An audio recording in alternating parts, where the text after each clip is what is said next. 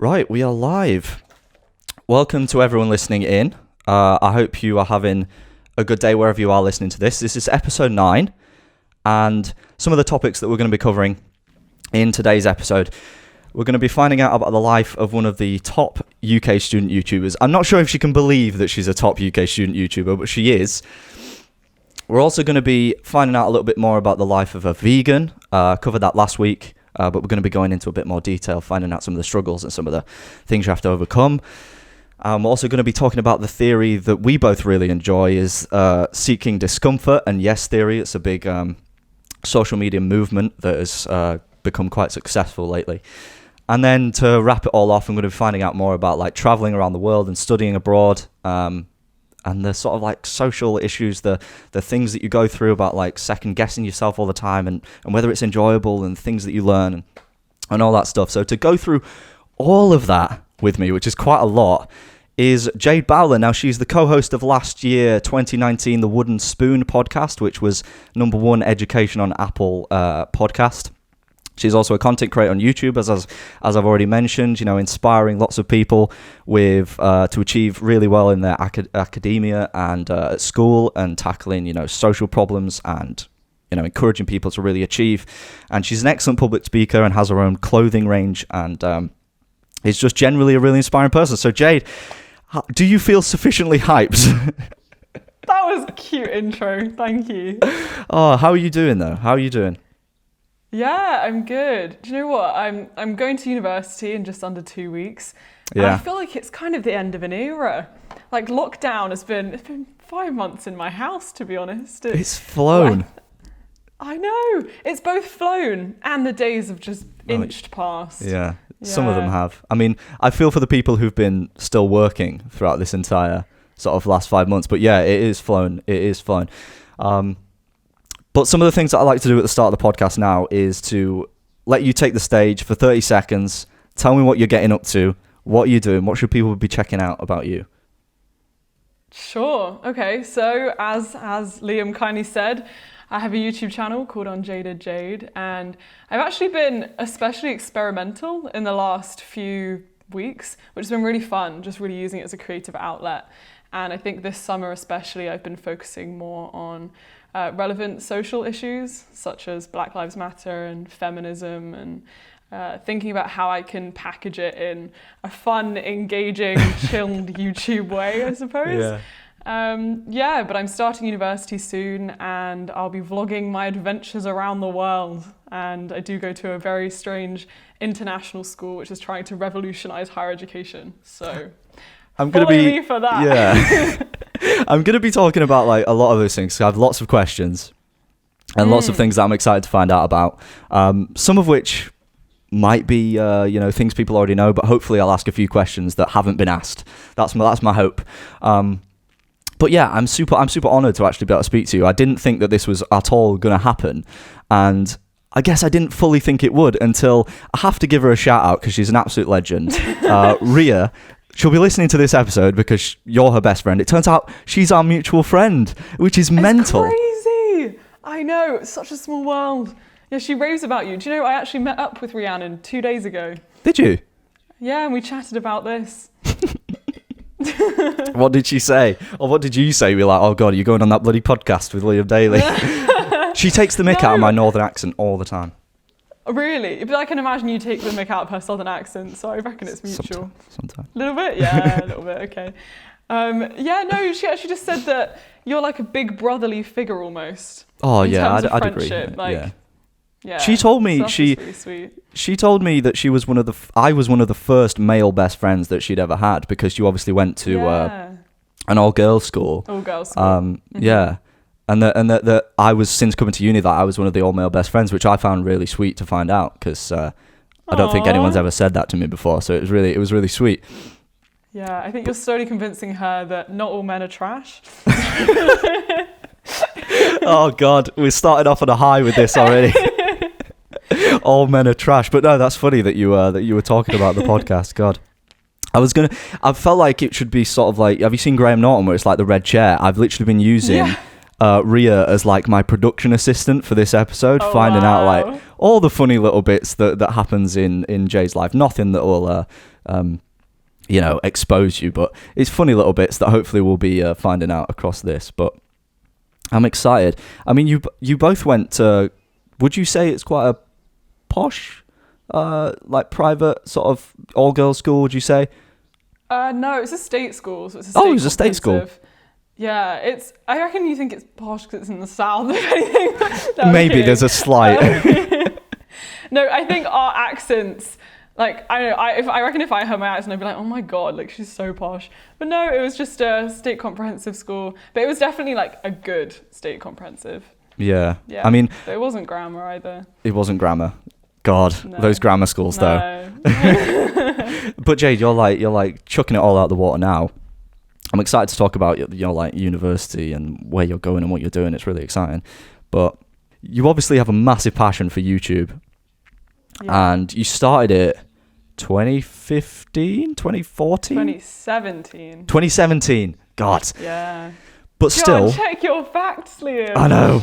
God, I need a fact checker. But regardless of me butchering that, that's still quite young to begin. I mean, there's people nowadays that probably start YouTube at like 14 or 15 or whatever.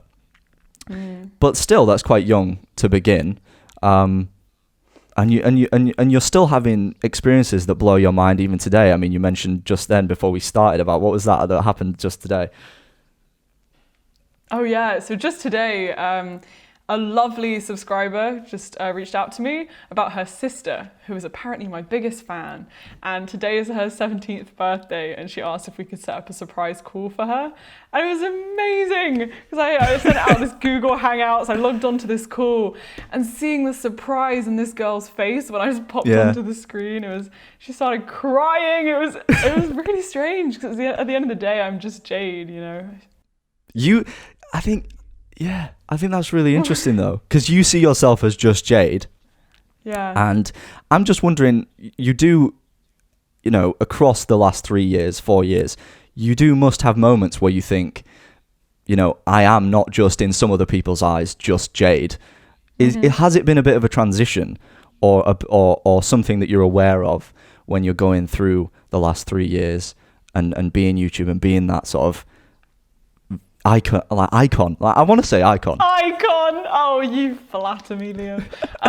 Well, I wouldn't call myself an icon, but yeah, I mean, I think the times where it really hits you, I'd say the two things. So firstly, when I'm out and about, just like sit down on the tube in London, and the teenager next to me is like, oh my God, you're Unjaded Jade. Never just Jade, but Unjaded Jade. Do people say that to you? Unjaded Jade. Often, It's always Unjaded Jade. Yeah. Which is pretty funny.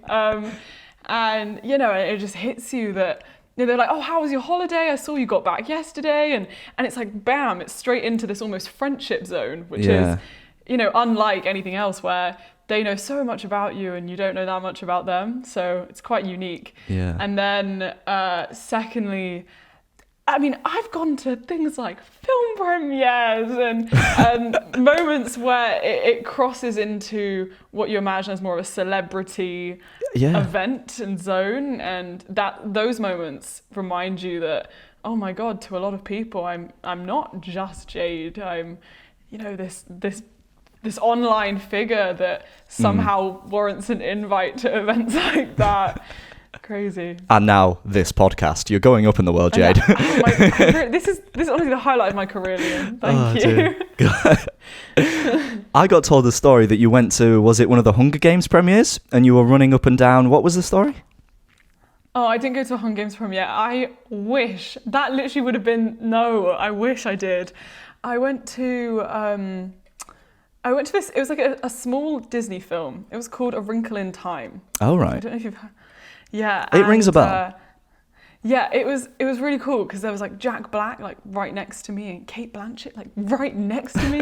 And I was on the press wall, which I don't know if you know what that is. It's where you see celebrities standing against that wall and you have all those photographers being like, hey miss, look at me, hello. Yeah. And it's terrifying, and I hadn't prepared any poses, I'm just Jade. So I went on that press wall, and afterwards, some of the press, they called out, they're like, "Oh, hey miss, like what are you famous for?" And I just yelled back, "I make study videos." Rock and roll, dude. I know, rock and roll. Like, yeah, I felt like I led a parallel life. Did you see that Billie Eilish video that went viral where she was on the red carpet and they had one of those hydraulic arms, like slow-mo cameras? Have you seen that? No, I don't think so. You need to check that out. I mean, I feel like I should bring it up now. It's really impressive. Really? Go on, then. I can bring it up now. I can try and find it. Yeah. I love Billie Eilish. I'll see if it's on YouTube. But yeah, it's absolutely mad. It's literally like you're getting rushed through the red carpet. You've experienced it. You're getting rushed through the red carpet, and some guy runs up to you with an iPad and says, "Do you want to try this out?" It's slow motion Grammys. Are you ready? Right, I'm going to share my screen. Hi, Billy. Cool. Pleasure. Nice to meet you. I think you were the number one most requested. So she's at the Grammys and she's getting to do this Let's do a fun one. high-speed slow-mo thing. Slow motion camera. I feel like I've seen this clip. I just didn't know it's from here. I'm ready. So any kind of crazy fun thing, depending on how you're feeling. I mean, so have you it's absolutely insane. Oh, look at the camera. It's like swinging. Oh my God. Right on top of it. Now just forward a little bit. So it's super shallow. But she bosses it. So She this is where it's absolutely going to end up. bosses it. I'm so And ready. I'll say 3, 2, 1, action. It'll come whipping up right there, and you give me something crazy. Love it. Ready? And 3, 2, 1, action. And it's just done. Boom. And it's like, you don't know what's happened. Okay. I love it. Yeah, it looks like nothing. Oh, this is the trend. That's the trend. Oh, because I've always seen this TikTok trend used to this sound where they do this like slow-mo of celebrities. I didn't realize it was from this camera. Mad. Mental. Absolutely Wow. mental. Liam, where's my slow-mo hydraulic camera here? That'll make a great promo to this podcast. Yeah, I'll get one for the next time. Yeah. I've got to get a new studio first. Oh God, I imagine that's quite a world away from your experience of the red carpet. But I mean, did you ever expect that you were going to get to that point, being on like a red carpet? Oh my God, no. I mean, when I say I made study videos, I really did just start making a few videos about school and about my experience with GCSEs. And I just wanted to help a few people. I never imagined it would turn into a career and open up opportunities that, I just couldn't have imagined. I mean, like, I'm not trying to big you up, but you do inspire a lot of people. And, you know, that time, especially with GCSEs, A-level, going to uni and stuff, that's an incredibly stressful time. And, like, having someone going through it, I think, as well, you can relate to that. And, you don't feel like you're going through it alone when it can feel like quite an isolating time. So I think on that level, that might be I mean, you're probably well aware of, you know, what people respond to best, but I think that's probably a big factor from what I can tell as to why people respond to you and love you so much, and your personality just brings people together and in so much about that and stuff. Is there anything? You're like going, oh, don't stop. What would you say that you love most about YouTube?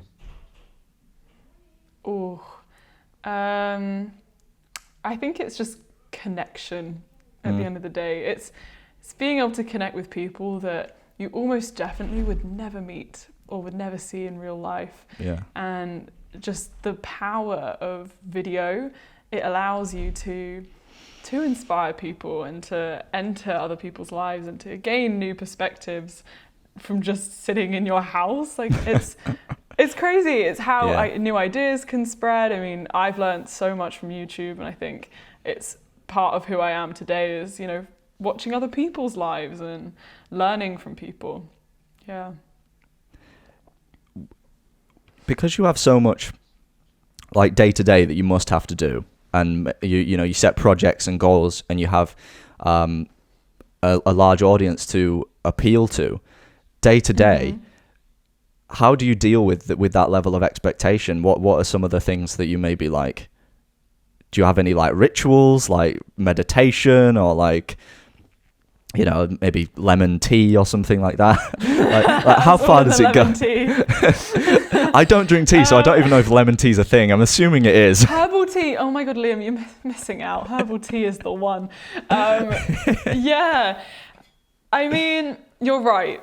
Like, expectations and pressure, that's the whole side of YouTube that gets missed in the glorification of the opportunities and the fame and the exciting part. Like, it's very stressful knowing that so many people are invested in your life, and the fact you've almost signed up for people to have an opinion of you is very weird. Yeah. So I've definitely gone through phases of just feeling really low and sort of, yeah, it gets a lot. So for me, I'm a big advocate of mindfulness. So like yoga, meditation, I tend to start my day with either yoga or a meditation or some kind of exercise, but just I never go on my phone first thing. Like I never go on social media when I first wake up, because I have to get my head into this frame of mind to be able to accept my online position again. Yeah. God, I need to take a leaf out of your book. When I wake up, it's like straight on the phone. I hate I it. can understand it, yeah. But it's whatever you make a habit, it's just what you end up doing. Yeah, I feel that. But it's good to know that you actually, you know, are being an advocate for mindfulness and being aware of your like mental health. But do you wish like almost you could go back to being less recognizable? Because I've asked this to a few people across this podcast, you know, people with big audiences, because the big passion I feel is making the content, not necessarily the audience watching it. No, it's not even, I care a lot about the audience watching it in terms of being able to like help, motivate, inspire. But like, I don't want to be famous. I don't care to be known in the street. And I think there are definitely times where I've just wanted to just be invisible in the street and just, I think especially because I'm only 20, sometimes like I just want to be a normal 20-year-old who, like even for example, you're in the club, if you get really drunk and you're just a mess, like for an average 20-year-old, it's, you know, you're just 20, you're just living your life. But when you have a platform, you know, you only need people to take photos and put them on Twitter and be like, oh my God, look, it's on Jade, like she's a mess. And those are very real things that, you know, my friends who are YouTubers have to at least consider. Yeah, I can imagine. Trying to just be normal, yeah. It wouldn't really look too good if there was... If it was me, there would be so many photos of me just like falling over bars. Oh, God. But like, me personally, when I started YouTube was a lot younger than you did. Obviously, we've had two different levels of success. I was this nerdy, you know, really unoriginal gaming YouTuber. But I faced quite a lot of like adverse opinion for my decision to try and do YouTube and start YouTube. And people who weren't, you know, very kind about it. You know, to the extent of one of the things I used to hate the most was when I was sat in like classes or whatever, and people would play the video like in front of me, like because it was YouTube. It was back in like 2013, 14, and the classic of YouTube at that time was like super high energy like introductions, like nothing like I actually was. Hi guys, yeah, that sort of stuff. That was the trope of YouTube at that time, and so that was how I used to present. As a 14-year-old, bearing in mind, so this is not like, you know, top level presenting stuff. This is like me just in my bedroom playing a video game, and you know, people playing that in front of me in classes was quite distressing because I didn't anticipate that happening. Has there been any times being pin-picked for like nitpicking everything in the video in front of you? It's not fun. Has there been any times when you've been criticised for trying to do this different career path, or felt slightly bullied or isolated in a way by anyone? I'm not looking for names. I'm not like saying, right, let's start a target list. No. But just in general, have you like... Yeah. I think it's inevitable. As I said earlier, it's like when you put yourself out there online, it's like signing yourself up to allowing people to have an opinion of you. And it's a different story when it's people in real life. I think I was somewhat lucky in that I started in year 12 and I knew pretty much everyone in my school year. And because I don't like controversy, I haven't made a lot of enemies. And I think I had almost like gained the respect of enough people that when I started a YouTube channel, they wouldn't like make fun of me. But did I hear, little conversations happening like, oh, she makes videos about like revision. Like, what is that? Like, why would you do that? Like, oh, who does she think she is? Like, she's so full of herself, which I can understand in a way. 'Cause it's like, why am I qualified to give advice? Yeah. So I had a lot of that. And then as time went on and as the numbers started increasing and as the opportunities that people actually admired started to come about, like, as I say, film premieres and working with brands that people really love, that was when you started to realize who your real friends were. And also you get people who, like, I know that you were never a fan of me in real life, and now all of a sudden you're like so interested in everything I'm doing. So I think if anything, it's very clarifying people's true opinions of you. Yeah. Does it become a case of people, can you almost tell when someone's just talking to you because they like want something from you, or like, you can tell that they've become a bit more toxic in a way towards you? Have you ever had to cut someone off because of being toxic? Yes, but not as like harsh as cut off. I think more just a slow distancing. A gentle removal. Yeah, gentle removal for the better of all of us. But even like when I first started YouTube, I didn't tell anyone about it. I just put the videos up. Neither there. did I. Like, well, really? And what a marketing campaign that is. Gonna know, but it's like obviously they are gonna find out. But yeah, it's just. I also think something that really helped me was like owning it. So when people do find out, I think the more secretive you are about it is like, it makes them feel like they can make fun of it more. But if someone's like, oh, do you have a YouTube channel? I'd be like, yeah, I do. And I really like it. It's like, what are you going to do now? Yeah. No, exactly. I respect that. Yeah, I feel like owning it definitely makes it harder to become a victim from what you're doing yourself, which is like, you don't want that. But I wanted to ask you this because I feel like let's make it a bit more positive as well. YouTube obviously opens up a lot of doors, and you've collaborated with a lot of different people. What would you say was one of the most rewarding? I'll use that word. Like projects that you've worked on within YouTube and with people that do that. Oh my god, it's so hard because there are so many of them. I mean, I'll throw one out to you. Gosh. I'll throw one out to you. Okay. Oh wow. I recently finished, Jack Edwards' new book, The Universe. I recently finished that, and you were a part of that. He was asking you questions about that. Was that a pleasant thing to?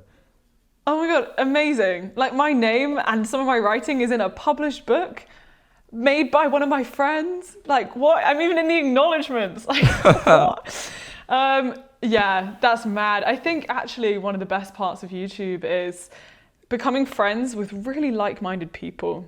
Because I think to be in this industry, firstly, you have to be quite proactive. Like it's all, in your free time. You've just decided to make this and sort of set your own deadlines with it. Yeah. But you tend to have a lot of ambitious people.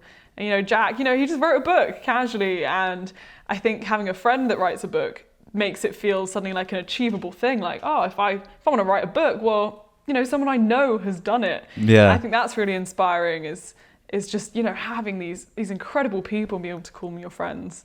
You can just tell when I was reading it, he is just so excited about writing it. You can tell he's like throwing in so many jokes. The puns are amazing.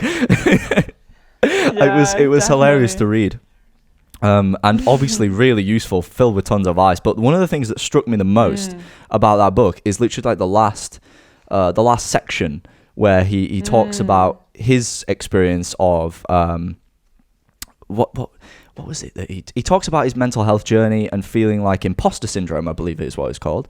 And that really like impacted me on an emotional level, like reading him do that and speak about that stuff, and it was really thought provoking to hear him talk about it, and completely the opposite of what I thought someone like Jack would experience. Did he? I'm assuming you were aware of that before, or did you find out when everyone else found out? Not that it's like some sort of like Hello Magazine sort of like. Yeah. Okay, magazine exclusive. Yeah. Yeah, I mean, I think we just like to put everyone on a pedestal, especially YouTubers. And I think doing the podcast, The Wooden Spoon, with Jack and with Eve and with Ruby was a really good opportunity to have really open conversation about these sorts of things and about how we actually feel navigating like the academic world. And genuinely, I think everyone experiences things like imposter syndrome. It's just people don't talk about it. I think especially in guys, I think mental health and emotions are still a really hard thing to talk about. I mean, it's hard for everyone, but I know like even with my brother, for example, I don't know, it's strange how for something that impacts all of us so much day to day, to not talk about it and not be open about it is strange. And I think it does us all a disservice. And I hope that, you know, as times change, and I think as social media is helping, people will be more open. And even I think the narrative around things like therapy is changing, which is really exciting to see. But yeah, I love that Jack was open about that in his book. I think it will help a lot of people. Yeah. It was striking for me to read. But you're helping people right now with what you do. So I think it's all helpful. And you're right, there is still a bit of a stigma around things like therapy and men's mental health. And I think what you're doing and what Jack's doing is really important to help those stigmas become more normalized. Yay! Yeah, it is. Yeah, thank you. More people, I mean, we've probably already talked about it a little bit, but what do you wish more people would know about maybe yourself? Because I'm not trying to make you a spokesperson for like all YouTubers in the world, but you as a person, what do you wish people would know more about the things you have to do day to day with YouTube life and stuff? Is it you know? I think one of the biggest things is just like the pressure that I feel I'm under, and especially because people call us like influencers in the industry, and I really do treat myself as though I am an influence, like I have an influence. And I think a lot of people often tend to ignore that, but it's crazy how everything you say can impact someone's life in a positive or a negative way. And as someone who strives to have a positive impact and be a good influence, that is hard and stressful, because it means I'm already quite a perfectionistic, overthinking person, but it means I just overthink how I word things and how I want things to come across. And the message in a video, like I'll watch it like 5 times just to make sure it won't be like triggering for someone accidentally, or and I think that can definitely take a toll on my own mental health, because I just care so much about wanting to like make it good for other people that it can be quite hard. I can understand where that feeling comes from, and I wanted to touch on something, because obviously the Black Lives Matter movement, which is something you did cover on your channel. A question that I really wanted to ask you was, did you feel pressured to address the issues because of the influence you have, and you felt that if you perhaps didn't address it, that people would assume that perhaps you don't support it, or that if you did address it but in the wrong way, you felt like you might get attacked for doing that? Because there was the full thing about the Blackout Tuesday Instagram post. Yeah. There was the full controversy about how if you didn't post the black thing, you basically were saying, oh, it's not important enough. Or if you did post it, but then didn't also do a story saying, check out, these articles and these things. And it's like, up for this. And then if you just posted it and did all of that, it's like, who knows what's fine and what's not? It's like everyone's attacking each other. Did you in that way feel like you were pressured to approach it? Or was it more of a case of you wanted to clarify your opinion and educate and encourage people? It's a great question. Yes, so I've been self-educating myself on this issue for quite a few years, and I just never really talked about it online, partly because I just never felt like I had the right words to say, or I never felt like I knew enough or could speak to it. And as a white person, like, it's very easy to say things wrong. And now I recognize that it's really important to just say something. And if you get it wrong, that's important too, because that's the learning experience and that's how everyone grows. It's in being silent that nothing really changes or happens. But I think that whole period of lockdown where Black Lives Matter was becoming a bigger movement I think I definitely felt like a bit of pressure to say something or do something or address it in some way, because it's something I care about a lot and I guess had never given a space to on my channel because it just felt sort of away from the content I was making. But I think because I had done all the research, self-research, and read loads of books over the years, I felt in a good enough position to try and like make a video on it, but I don't think I would have done that if I hadn't already read a load of books. But then I can understand for other YouTubers, it's really hard if, say this is the first time you're actually trying to learn about Black Lives Matter. I don't think you're in the position to be able to say something like truly educational on it. And then it was really hard to decide, how do you go about it? Do you just share petitions and, share the black square? But I think my stance is that saying nothing is definitely worse. And I think even just showing your fans that you do support it is important. And I think the best thing that people could do if they didn't feel educated enough is to raise the voices of people who are really educated on this issue, and to share the voices of black activists, and to basically just raise black voices up, I think was the most essential thing. And even in my video, I was really aware that as a white person, I didn't want that to be the only video that people were going to watch to educate themselves on this issue that I can't really speak to as well as other people. So yeah, like even at the start of my video, it was very much like, here are a list of resources in my description. If you're gonna watch my video, then you are signing yourself up to watching this video and reading this book and listening to this podcast. You made it very clear that it wasn't just your video and that's it, and then people are almost pardoned from having to educate themselves further. Because I think people really do feel that is, I've done something, I've tried, I've watched this, and that's that. And I think it's a really privileged position to be able to treat Black Lives Matter like an educational activity instead of something that, like, where you actually have to take action and make change and email people, or people just like to treat it as almost a self-improvement exercise instead of advocating for real change. Yeah. I mean, there is that unfortunate thing, as you mentioned, where there is a bit of a social norm at the minute where people have lots of opinions, whether it's right or wrong, and that can end up resulting in people being called out for controversial opinions and things like that. But it's great to see that you tackled it and you gave people resources that they can use to educate themselves further.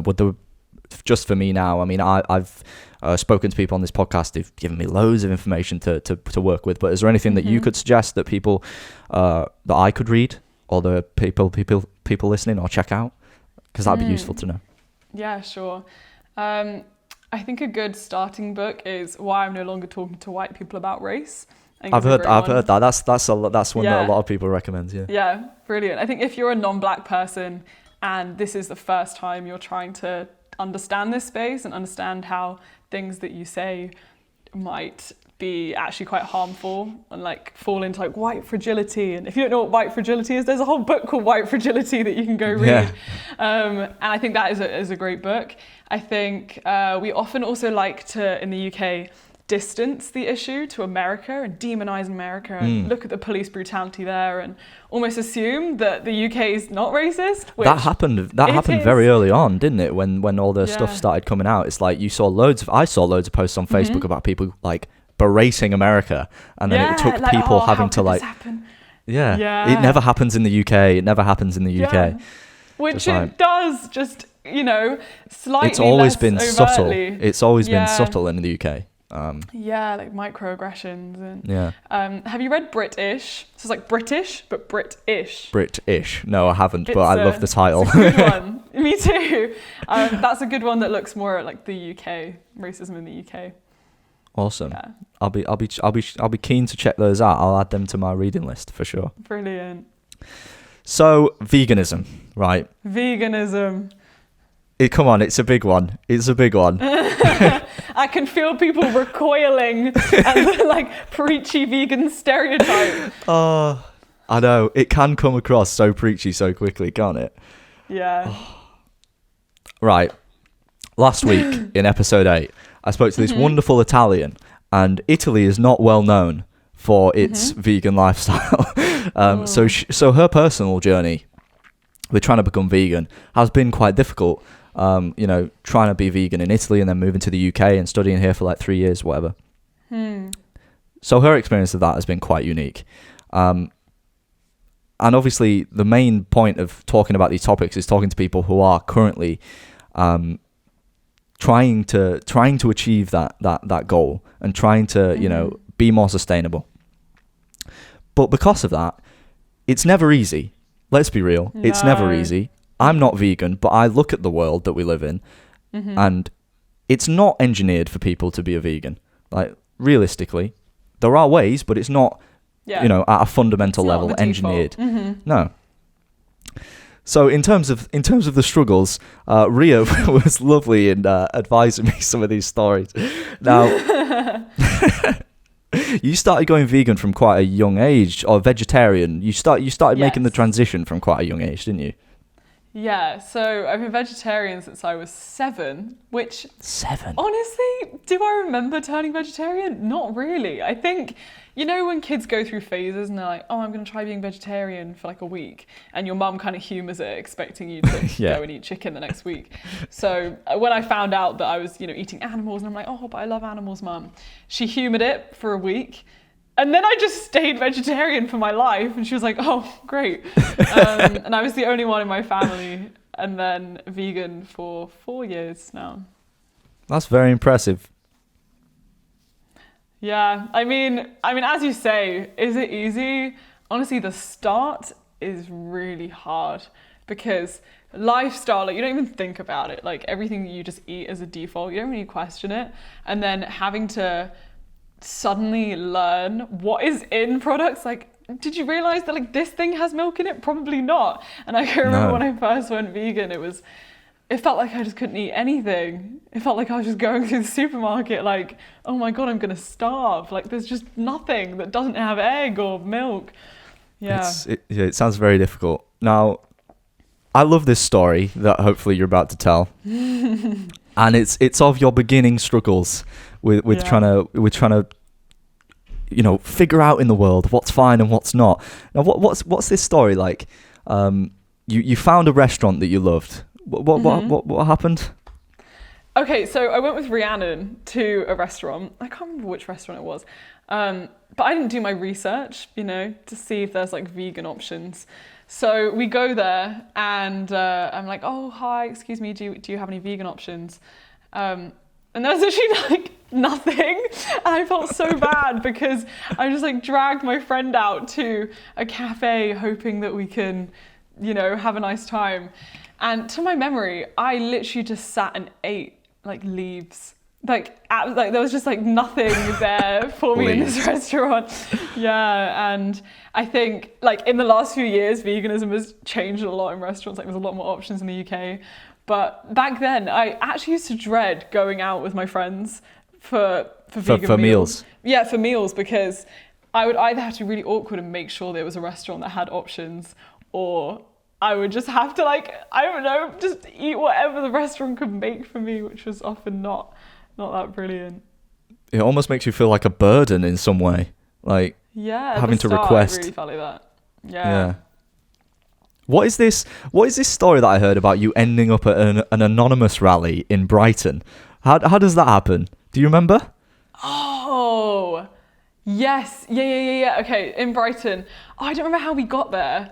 I just remember coming out this restaurant and I don't know if you know that much about like vegan rallies, but people often wear masks and they have like a laptop showing like stuff that goes on in slaughterhouses, and the idea is that the public who are walking past, who would never actively seek out to see the behind the scenes of how meat is made, will just see it on the laptop and just have to face the consequences.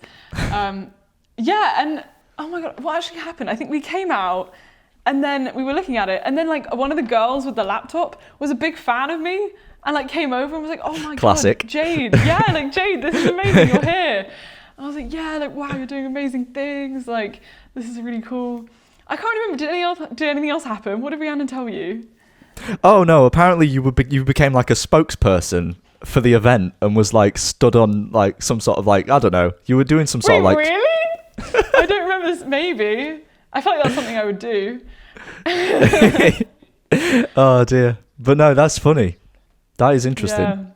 Yeah, and I think it's just disappointing that veganism does have this preachy reputation, because I think it sort of like derails the movement. It's like, oh, you say you're vegan and people just sort of become defensive as though you're gonna attack their diet instead of wanting to just like have a conversation.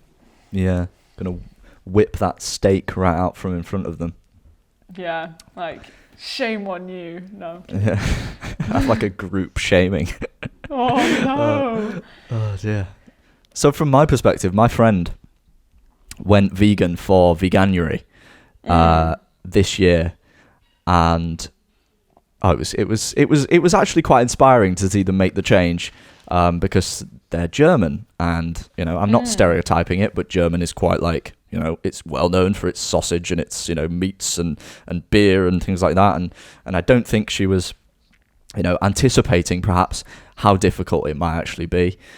She ended up getting quite ill after maybe 3 or 4 weeks of the diet. And I know she did it wrong. And I can tell you why she did it wrong, because I got in touch with her to tell me how she did it wrong. And it basically just boiled down to the fact that she didn't end up eating enough protein and she didn't end up eating enough fats. Two things that if you do actually have a lack of, you can get quite ill, turns out. And finding the variety of foods to provide those nutrients isn't always the easiest for someone who is just trying it on a whim for like 1 month. And you can almost see that as being a reason why some people then don't end up making the change. Trying not to be too preachy about it. How would you say you best go about making a change? Make you know, is Veganuary a good place to start and maybe do more research leading up to it so you don't maybe make yourself so ill? Yeah, I think you're so right. So many people go vegan and, you know, end up with a deficiency in something and then say, oh, well, you know, all these vegans are just so unhealthy and malnourished and like, I don't know how they do it. And as I said at the start, it can feel so overwhelming when you have to change your diet because you don't necessarily know all the stuff that you can eat. So you end up eating like, I don't know, like plain pasta and like bread and just like basic items that you probably would have had with a meat accompaniment, but you just like took out the meat and expected that you'd be fine. And I think also if you don't like vegetables or fruit that much, you're screwed. I mean, like my brother is now vegan and he hated vegetables, and it was a steep learning curve for him. He's like, well, this is it, mate. Learn to like them, and it is really doable being vegan, and it's not that expensive as long as you don't only buy the fancy substitutes, which you don't have to. But I think as long as you make sure you eat things like legumes, like chickpeas and quinoa and quinoa. It's actually like really easy to make quinoa. It's like as easy as pasta. It's just you feel a bit fancier.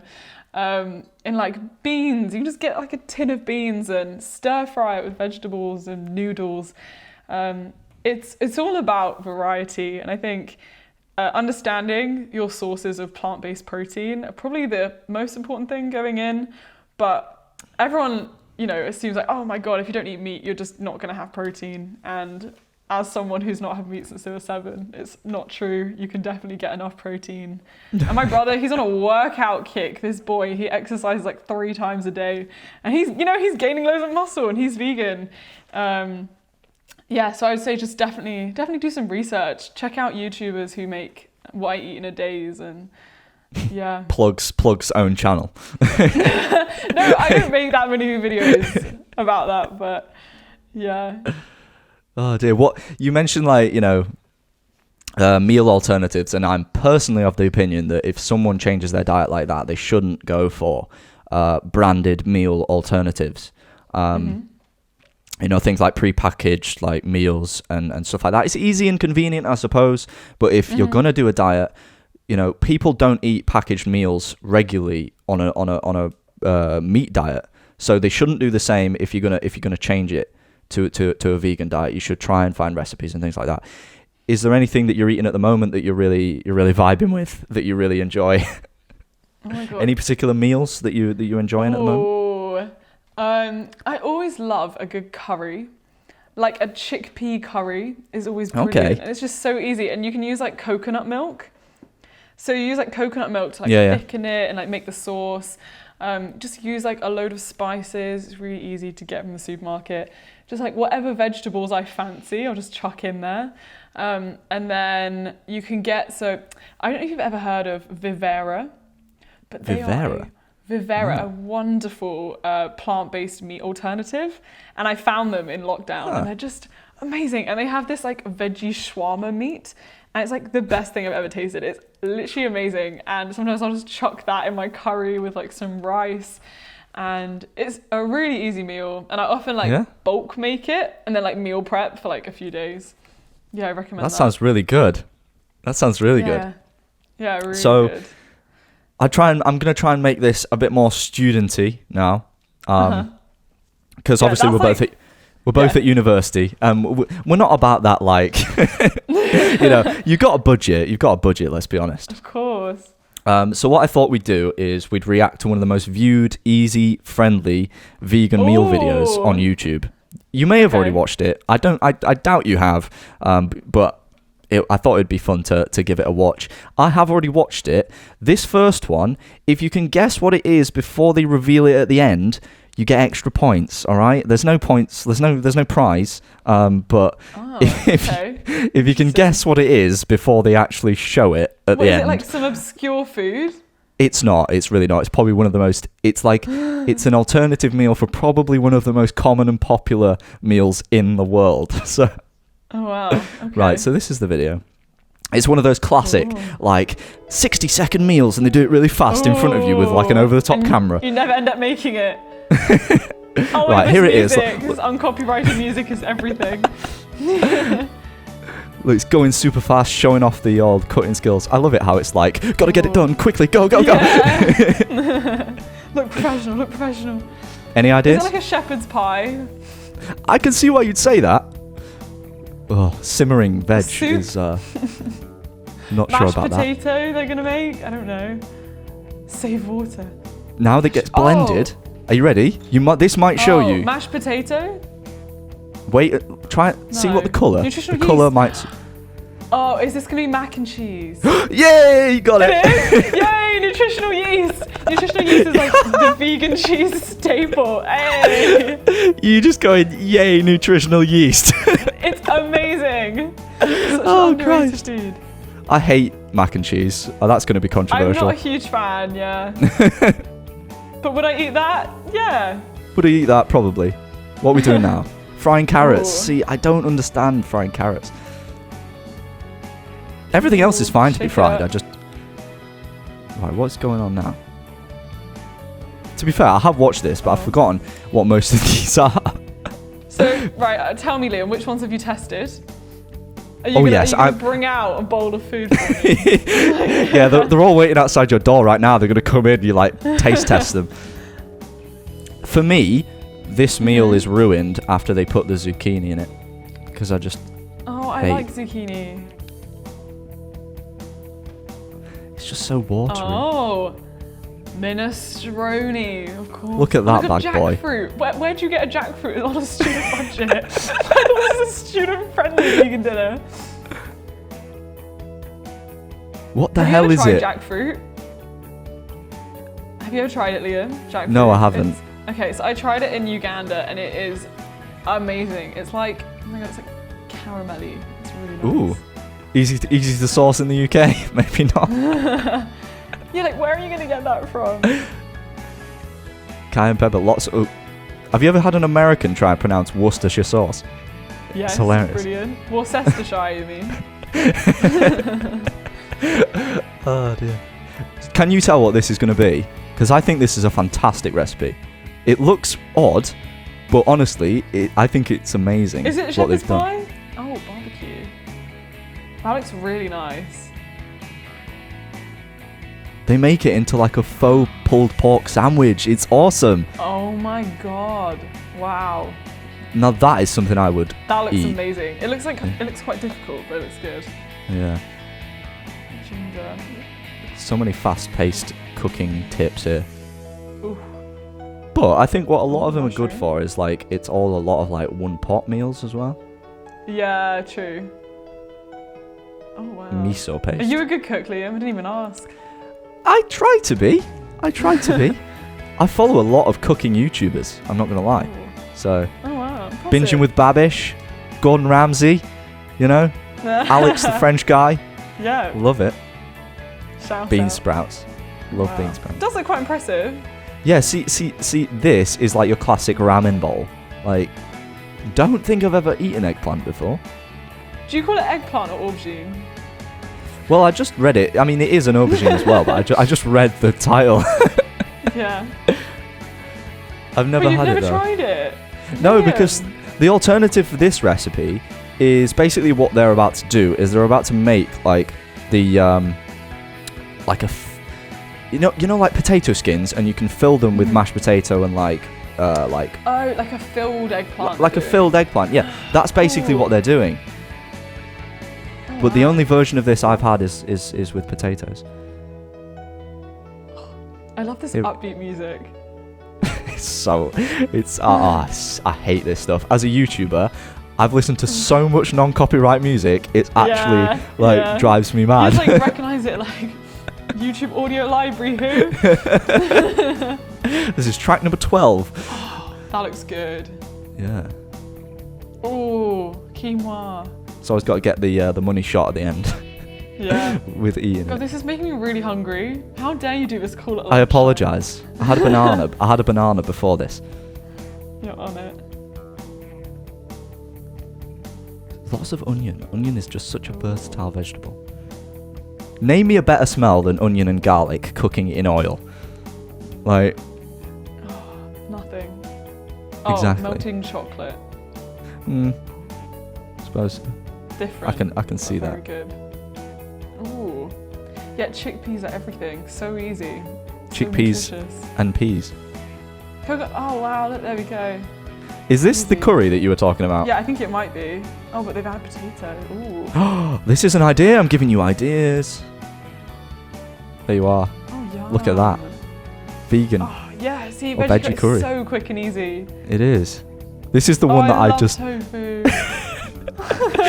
Tofu is like the one that I just don't get. Like, what is it? It looks like love it. drywall. I think if people are like expecting it to taste like meat, then no, it's not meant to be like No. meat. But like, if you learn to like tofu as tofu, oh, it's amazing. What's the texture like? Is it? It depends on which one you get. If you get like silken or firm, and also how you cook it. But it's, oh my god, it's like spongy. Almost. Nice. Sounds. And it can be like crispy around the edge, but like soft in the middle. Yeah. Oh, So kind of like chef's what they kiss. did with the frying it. It'd be Yeah. be a bit like. Ooh. See, this I like the idea of. It's like a sweet but Agave. slightly. Oh, Yeah.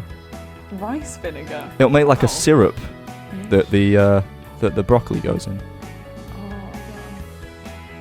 But all That these does look niche quite nice. ingredients. I feel like I can never watch cooking videos, so I'm like, oh, I don't have. What was that? I don't remember. Like rice There it is. vinegar. So it's like Oh, it's amazing. it does look good to be fair. Oh. I'd eat that. Is it like teriyaki? Oh, Yeah. Tofu and broccoli. Yeah. I love that. I was going to make that joke. It's like they can't even think of a recipe name. They've just named the ingredients in the food. Tofu and broccoli. Oh, okay. It's like, Say it like it is. God. It's like, Yeah. this is dough, cheese, and tomato sauce. Here you go. And together it is dough, cheese and tomato sauce. There we are, tofu and broccoli. What a name. Get the marketing department on that. Asparagus. Oh. It's a very green dish, this one. Mmm. Cherry That tomatoes. health. Oh, add some colour. Yeah. Contrast is key, though. Yeah. Oh, greeny. That does look God, pretty this is good. making me hungry. See, Oh, that's tried. At least they primavera. tried. Yeah, they did. That sounds fancy. This may be the last one. Oh. Carrots and celery, mushrooms, corn. Nice. Okay, you have to commit to me, Liam, that you're going to make one of these. Whichever one. Should I send tickles your you, like- fancy. I'll make one and I'll be like, yeah, I liked it and I'm not a vegan, so you will, so get cooking it. Exactly, yeah. And then you have to like make it for someone who's also not vegan. Like, And then get don't their tell them opinion. that it's a vegan meal. Isn't that the Yeah. biggest, like, trick? You make it and you don't tell them it's vegan? Yeah, and you just make it taste amazing. Yeah. But like, I'm not that good of a cook, so I wouldn't want to like, I don't know, diss the vegan name like that. Be like, this is what all vegan food is like. Oh, this is like the shepherd's pie. Oh, that looks. This is so gorgeous. satisfying. Watch this. It goes to the close-up and it's just like, I love it. It's so Oh. satisfying. Wow. You I have mean- to make this one. Yeah, that does look pretty 100%. good. There we go. Bye-bye. That was Watch incredible. more. And they say Try vegans and- don't just eat leaves, just eat grass. Exactly. Look at that. Amazing. Amazing meals. I'm getting so high-pitched because I'm excited about it. Are you getting vegan after today? I actually would. I'd go vegetarian Do you know what? first. Wait, I didn't even tell you. What? I became vegan by doing a 30-day vegan challenge. And then I just Is felt that a better suggestion? on the diet. Yes. Is that a suggestion? But Do you some went research but and you were then- vegetarian for like 14 years, so I think you had a bit of a I did a bit of a head start, I agree. yeah. It's like, oh yeah, do the 30-day vegan challenge. You'll be fine. Oh Such god. a- Vegetarian. Vegetarian, 30-day vegetarian. I mean, I did make some changes. Like, I'm trying to stop eating bacon. I've basically said I don't want to eat bacon anymore. Yeah. I tried some. I mean, you were like, yeah, like, come on, bacon is like, do something better. No, I still appreciate that. Do you know what? I wish people were more like that. Is, you know, just like little changes. You don't have to do the all or nothing, like totally vegan or fully meat eating. I think even things like meat-free Monday or swapping like dairy milk in your house to like almond milk, like things like that do make a difference. Yeah. Just like little starts, yeah. Would you try any of those meals that we just watched at uni, perhaps? There was a few in 100%. there that I All of think them. I would try. That shepherd's pie, I think, because you could make that and then it'd last you for like a good few days. Like, you know, Yeah. You put it in the freezer even if you had to. Like, oh, Yeah. that would work for meal prepping. Yeah. yeah. And that curry, so easy. I'm That gonna add curry, would- some potatoes would you say that- behind now. Would you say that was your favourite, the curry? Do you know what? Because it's tried and tested for me. I think it's got to be a winner. It's just It's gotta be a winner. It's so cheap and easy. You just make it in bulk. Winner, chicken alternative dinner. There we go. There you go. I'm turning into bloody Jack Edwards here. Not a God, I bad loved his thing. puns. I was gonna. So, thank you. Yeah, that was fun. I really enjoyed going through those. But this is it. Oh, Big moment time. We're gonna be building up to the old ukulele coming out. my We'll get to that. We'll get to that. Don't worry. I'm just planting the seed of expectation. Oh. Oh, no pressure. What this is all leading up to about the whole ukulele placement and Oh my hyping gosh. that up, don't get too worried about it, is the idea of the concept of seeking discomfort, this is a team of YouTubers that I've absolutely adored across the last 2 years. The kind of stuff that they do in real life and the brand that they promote and the things that they advocate for are absolutely amazing. I love it so much. If there was one YouTube channel that I was going to subscribe to forever and that was it, it would be them. Just from when they met Will Smith, which was an amazing, because that was their idol, meeting Will Smith. Just witnessing that felt like such being part of like their family. They're such amazing friends to each other, and they promote the idea of chasing your dreams, and their mantra being seeking discomfort. I saw an interesting post a few days ago, which sort of helped to clarify what perhaps seeking discomfort actually means. A lot of people think that the idea of seeking discomfort means you seek discomfort at the detriment to yourself. So taking that to the extreme of putting yourself in uncomfortable situations and pushing yourself is a good thing, but not when it becomes to a detriment to yourself. And that's not what they're trying to advocate for. It should be a case of proactively building on experiences you have, but not to the case where it's damaging your mental health or it's not a healthy thing to do. And I think that from that post was what really stuck out to me.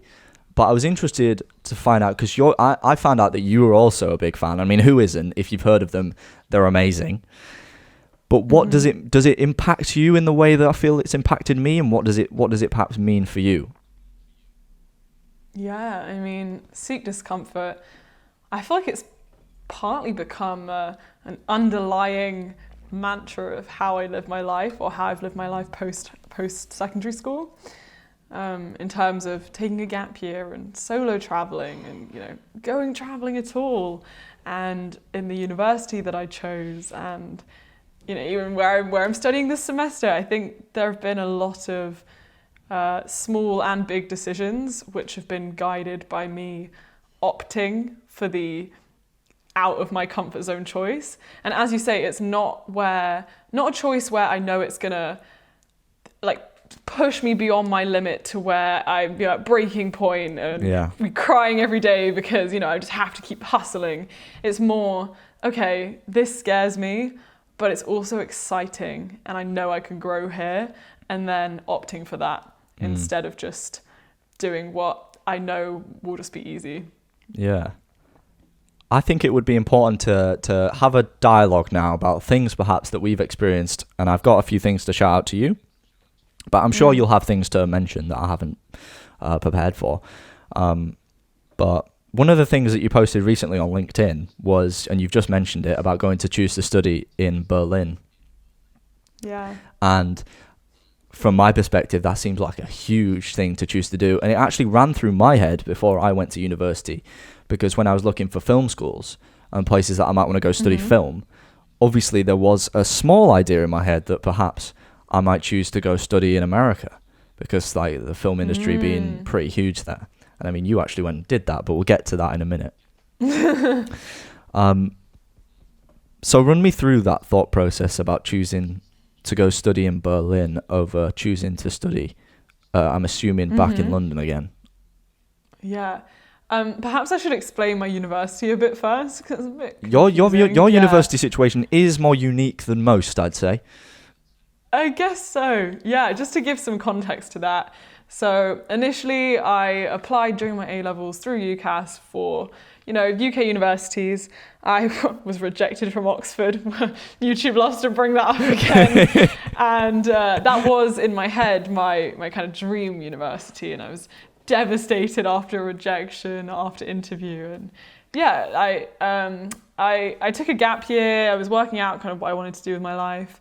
And during my gap year and during all my travels, I just started to feel like I wanted more out of university, but I didn't necessarily know what that more was. Yeah. So I realized that through traveling, I was learning so much from just meeting so many international students and international people even, and learning about different cultures. And I love learning. And then I found out about this university where it's like an entirely international cohort. Like there's not one dominating nationality. Yeah. And across the 4 years of the degree, you live in 7 different cities around the world, which was just the craziest concept to me. Wow. And you move with the same cohort, the same university cohort. And it's a US-based institution. So I spent the first year of my degree in San Francisco. Yeah. But yeah, I mean, so with coronavirus, I was meant to be going to Seoul in South Korea in September. Wow. Which isn't happening. No, so, I suppose not. Yeah, but then I was given this choice between staying in London, doing the semester in London with all classes being remote, or heading to Berlin. And normally in the degree you sort of get the cities chosen for you.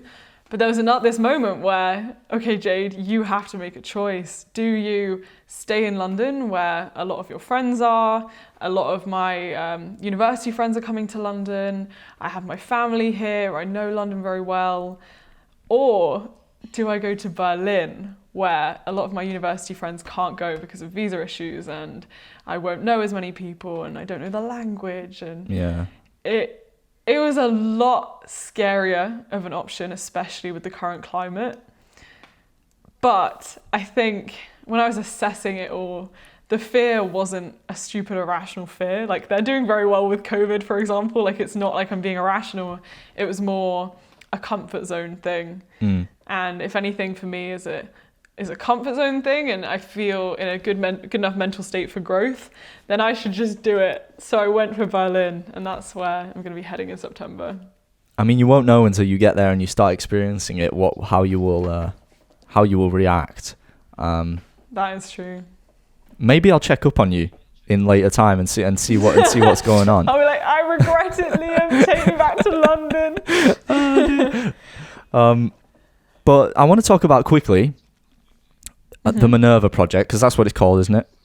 Yes. Yeah. It did. When I first researched it did sound a bit odd, like compared to Like a normal scam? universities. Oh yeah. It sounded a bit like I was just making a joke about the fact that it sounded a bit like Point Blank, where it's like the French school where loads of like really rich, influential children go and like become molded into like, you know, like scary, like bloody, I don't know, people that could take over the world. It does sound a bit like, because the way they market it, it's like we engineer intelligence in children, and it's like. Oh. It's like, what? I'm guessing it's not that intense or sinister. It's not that. No, it's not that deep. No, and and also they have a really good financial aid program, so it's not as like when I first heard about it, I was like, oh my god, like if I'm not going through the UK loan system, like how is this going to work? But it's not like a US based institution, so it's not like hundreds of thousands like they charge in the US. But so they basically were looking at the state of higher education, specifically in the US, and how, despite the fact they get so much funding, the way that a lot of learning takes place isn't like the best. Like a lot of the formatting of teaching is just, I don't know, it's just like I think the whole degree system could do with a bit of a shake-up. Yeah. And the way they designed it is that there's a lot of focus on the science of learning. So they did all this research into how you should actually learn and designed all the teaching and courses around that science of learning. So it's kind of like a backwards approach to university, because it's not just about the content, but the focus is more on like how you're learning that content and how you can apply it to real world issues, which was quite interesting to me as someone who loves education and wanted to I don't know, get the most out of my degree, I guess. Yeah. And that in combination with so many international students and being able to move around the world and having, like, for example, we have to do internships alongside our degree within each city, which is stressful as hell because you're doing this full course load and like you've got so many assignments each week. And then you also have to have a civic partner where you like work in the city and like have to write like different things about it. Yeah. But this is a massive change in your life, studying in San Francisco and then Berlin. And you've talked a bit about how they are operating very differently in terms of perhaps UK universities or perhaps universities as a whole. Something that I was really interested in that I found out though, which is a bit more on the small scale, and it's a bit more about how like you experience that student life. It's living with someone in a roommate as like a roommate. Like that doesn't happen really in the UK. Yeah, I was dreading it. What is it like? Yeah, so I had not just one but two roommates in San Francisco. One from Vietnam, one from Nigeria. So it was like, wow. Get 3 continents, chuck us in a room, and you know, see what happens. Deal with it. Yeah, so you're right. It's not very common in UK universities at all. So I didn't really have anyone to even ask about what it's like to have 2 roommates. But looking back, I actually think it was one of my favorite things about first year, because you just bond so much. Like, I don't know, they become like sisters almost, like the 2 girls I shared with. You just become so chill, and if someone, you know, wants alone time, you just give it to them, and like sometimes you just be in the room, everyone quiet or everyone working, or you know, sometimes you just have impromptu little parties. I really liked it, and I think especially when uni got stressful, you just never felt lonely because you always had people there who just got it. Yeah, and I learned a lot about both of their cultures as well. I can see that as being a slight advantage, not being lonely and stuff. Yeah. You talked about it a little bit in Jack's book, and I found that quite a unique perspective, because obviously that's not something that happens very often. Yeah, it's quite strange. I mean, it must have been an adjustment at least, but oh my god, definitely. I remember at the start, yeah, it was just so weird. Like, I'm so used to having my own space, personal space, and especially as a YouTuber, like I'm so used to, you know, be able to just like set up a camera in my room and that's it. Whereas now I had to like work around 2 people's schedules, and that was also strange. I have to like set up time and be like, can you not be in the room at this time, please? Thank you. Yeah, and I'm living with a Brazilian girl in September. So that will be a new adventure as well. It's a new adventure. Another continent. Yeah. Another, there you go. I'm just ticking them off at this point. Is there some sort of like secret bucket list that you've got going on where you like you want to? Yeah. Oh dear. No, that's cool. I mean, it comes back to the idea of pushing yourself and trying that thing, because I think, you know, that's something you mentioned about being anxious about, because that's such an unusual thing for people from the UK to do. It's not something that I think. There's a few people in the UK that I've heard of who've had roommates, but it's not very common. So yeah, I think even though it sounds like a small thing, it's a big part of the experience being. Oh my god, 100%. Yeah. Especially like if you have really different living habits. Oh, yeah. Like I was quite fortunate that we were all a bit of a mess. So like, you know, some days I'd go to bed at like 3 a.m. and wake up whenever, and then all my roommates were kind of like that. Sometimes we go to bed at like 9 p.m, sometimes like 1 a.m. And because of that, we all just didn't really care about like the lights being on and stuff. Like I invested in an eye mask. I was going to say, did you get like an eye? Literally. So, you know, I'd go to bed whenever. And I think it'd be harder if you had people who rigidly needed to go to bed at a certain time that was really different to you, or were really messy and you were really tidy. I can see that being difficult. But going into uni, we had to fill in a long form about our habits, and I think it's like a matchmaking profile. Literally, God. Yeah. But it does affect your friendships too. Obviously, like, you know, in UK unis, like your flatmates make such a difference to your whole uni experience.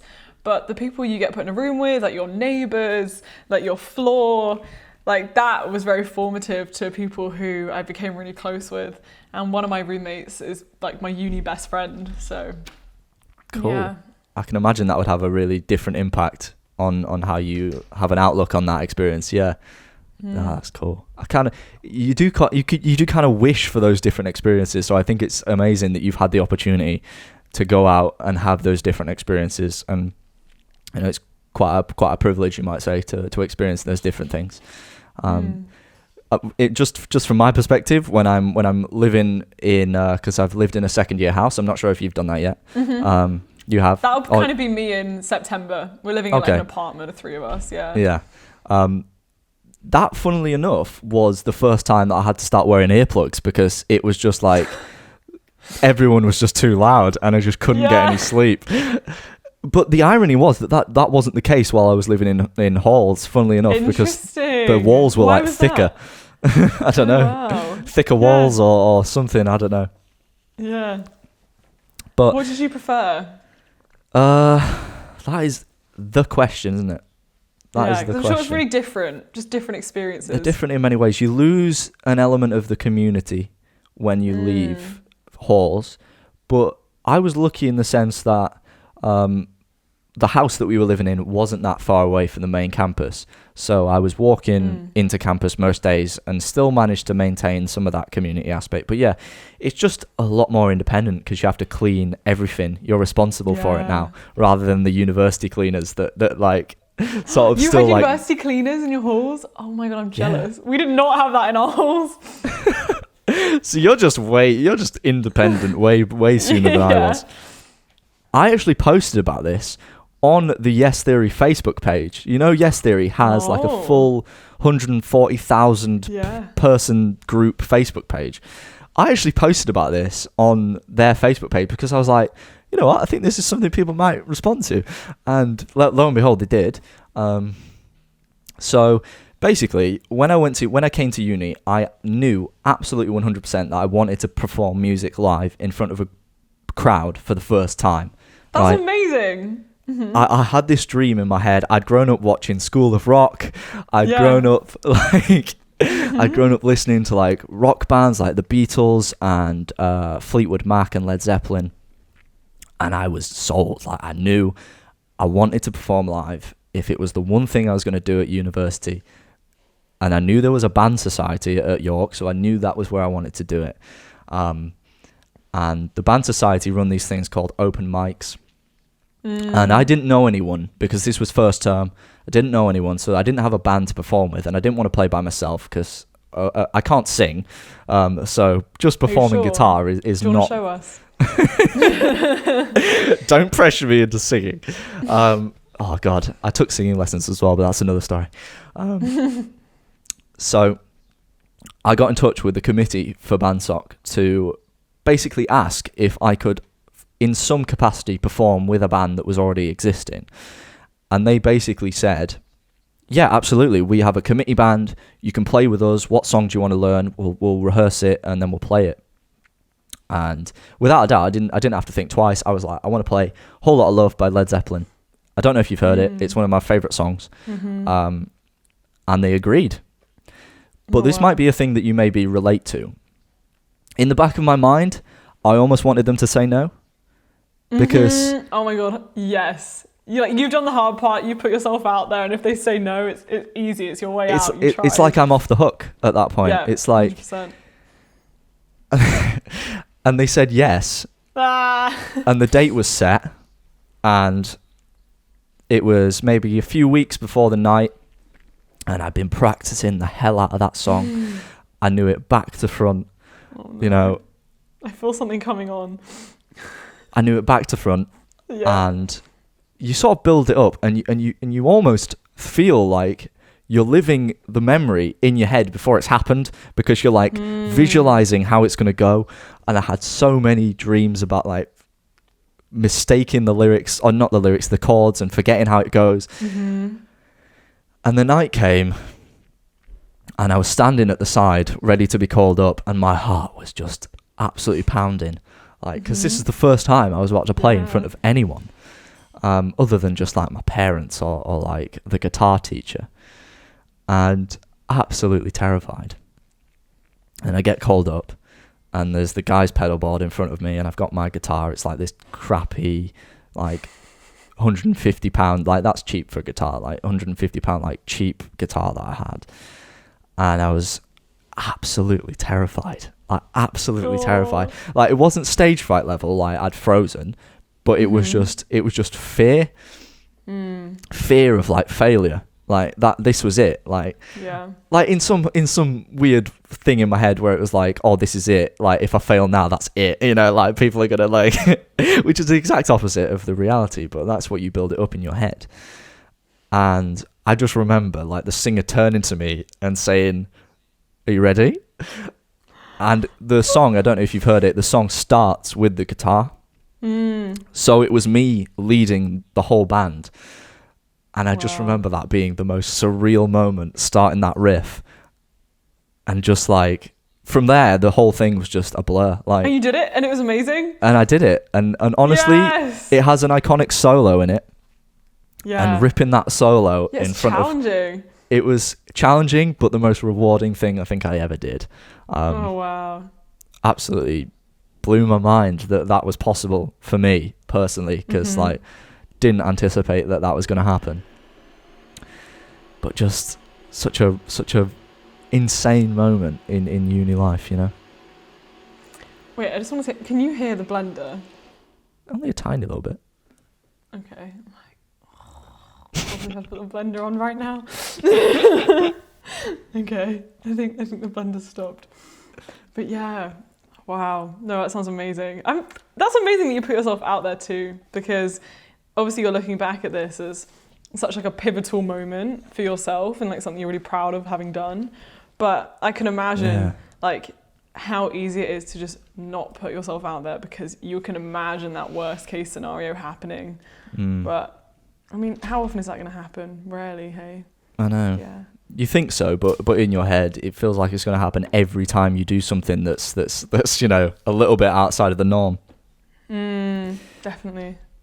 But that ended up going on to me hosting music festivals, and Oh wow! for the university. I want to hear you play. You what? Sorry. I want to hear you play. I'll send you some videos. Yeah, you're clearly like good. Like actually good. You're like, oh, I play guitar a bit. Like, you're like an actual guitarist. I don't like to big myself up, but yeah, it went on to me like hosting music festivals. We have a thing called Freshers Festival, and through like radio, I got the opportunity to host and like put together a music festival for freshers coming into the Uni of York, and that was just insane amounts of work, but it was so rewarding. We had this guy, I've already spoken about it on this podcast, I think, or if I haven't, I'm going to say it again.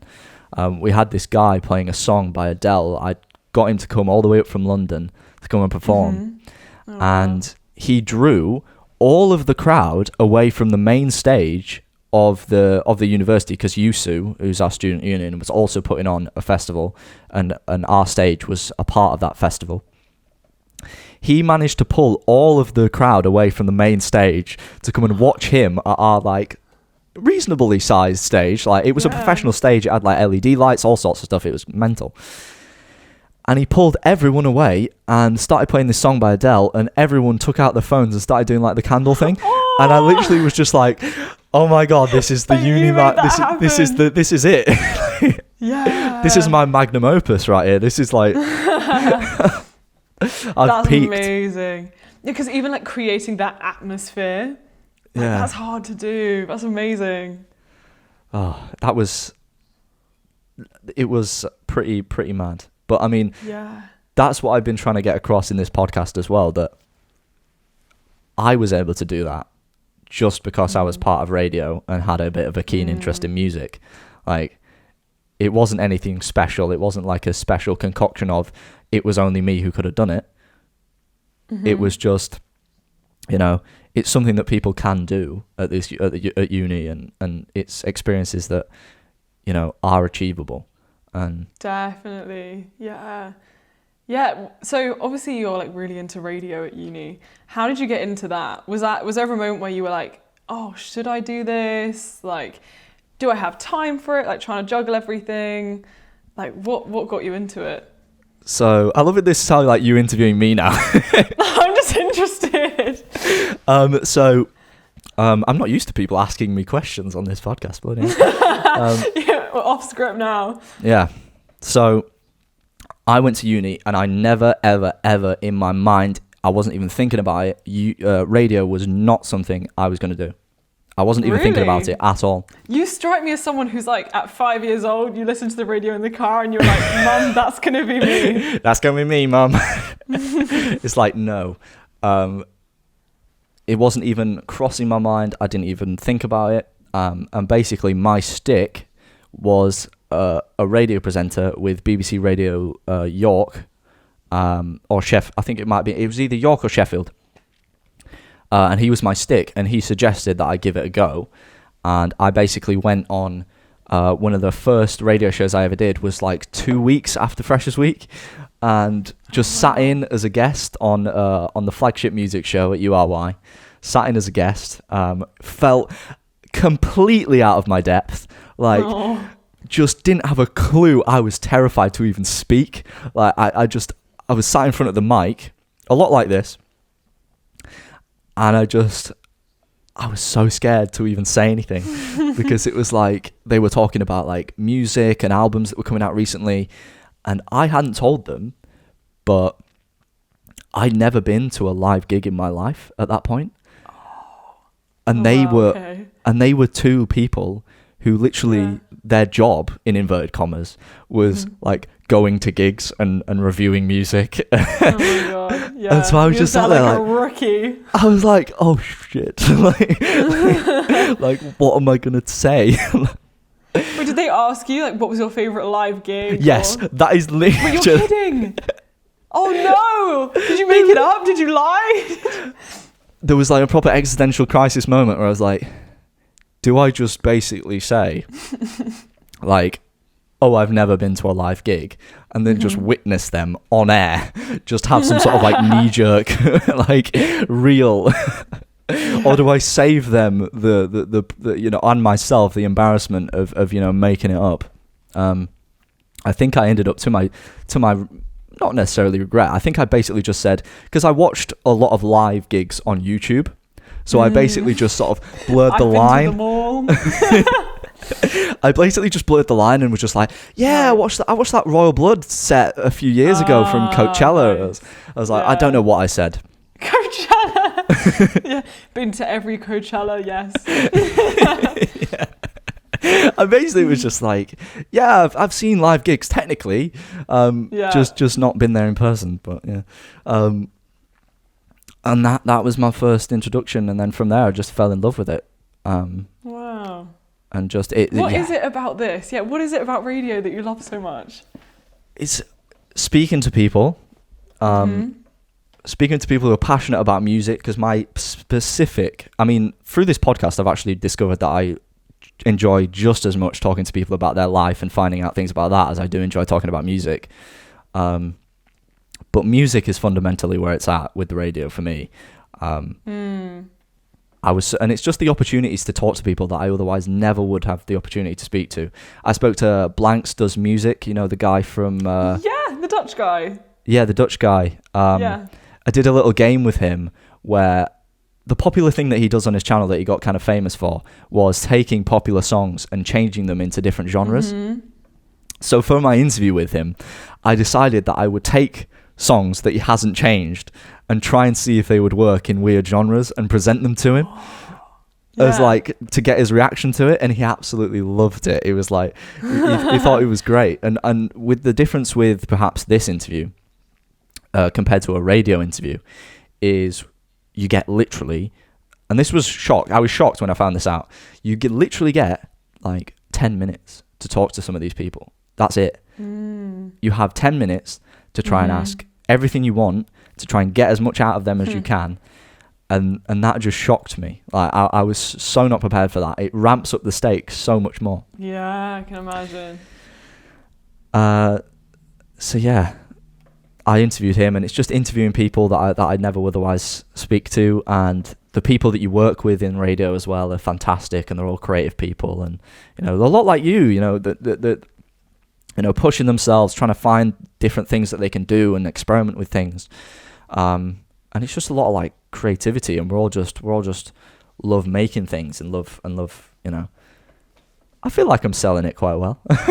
Definitely, you make me want to go listen to the radio and see it with a new light. I mean, Greg James used to be in the student radio, and he did an interview 2 years ago at the start of the breakfast show when he moved over to work in the breakfast show. He talked about when he was in student radio and how important it was for him and how it affected if you haven't heard it, you should definitely check it out. It's on the Student Radio Association Instagram. It's a really good video to watch. And he just talks about like how it influenced him and how it was, really, really, really good. So yeah, student radio, man, it's good. It's good fun. Amazing. But enough about me. I feel like I've been talking at you for like 10 minutes. I love it. I love learning about people.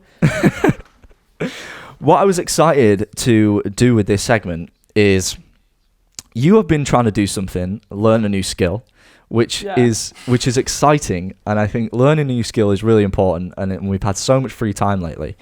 You've been trying to learn the ukulele. And one of your favourite songs, The Night We Met, I believe it's called, by Lord Huron.